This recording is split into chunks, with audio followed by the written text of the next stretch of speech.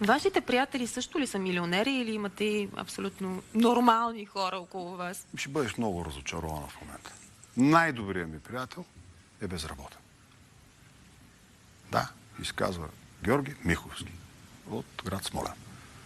Така наречения олигарх, ние се шегуваме с него, защото той е безработен. Но такъв човек няма. Искрен, който може да ти каже всичко в очите и с който можеш да говориш на всякакви теми. Той, като ви е приятел, сигурно няма да ви поиска помощ. Никога. Но вие предложихте Аз ли? нямам бизнес с него. Не мога да унижавам човека, нито себе си. Ние сме просто приятели.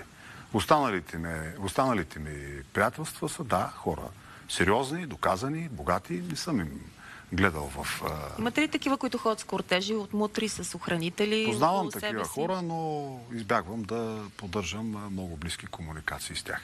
Даже съм питал някой от тях: отмели са, пазите с тези кортежи. Отговорът беше: